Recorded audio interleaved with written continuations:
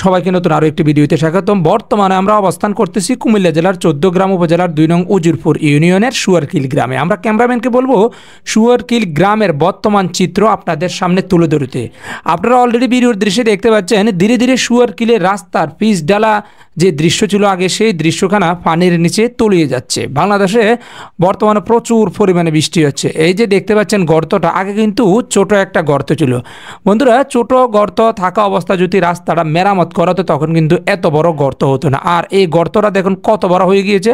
আর রাস্তার দুই পাশের পানিগুলো এক পাশ থেকে অন্য পাশে যাওয়ার ক্ষেত্রে হচ্ছে ভেঙে যাচ্ছে।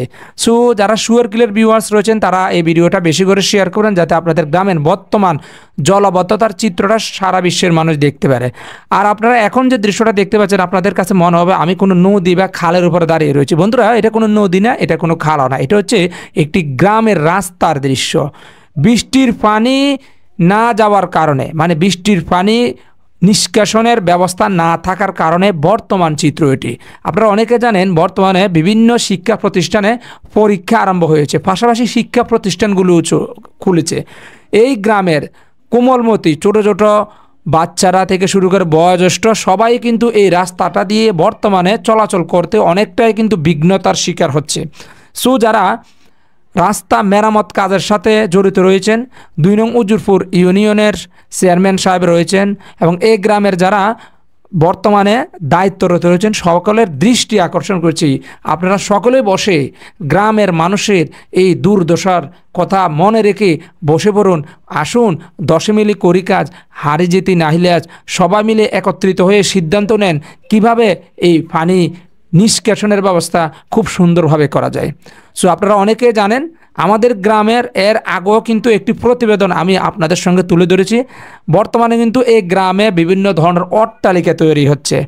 এই অট্টালিকাগুলোর বিভিন্ন ধরনের সামগ্রী, এই যে দেখতে পাচ্ছেন এখানে একটু অট্টালিকা তৈরি হচ্ছে। এই অট্টালিকার সামগ্রী দেখেন রাস্তার পাশে রাখছে, যে দিক দিয়ে হচ্ছে পানি যায়। পানি একসময় এই সাইডটা দিয়ে হচ্ছে পানি নেমে যেত খেতে বা পুকুরে।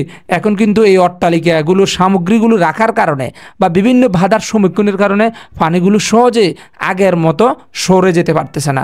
সো সকলের দৃষ্টি আকর্ষণ করতেছি আপনারা সবাই মিলে আসুন কিভাবে এই সমস্যার সমাধান করা যায়।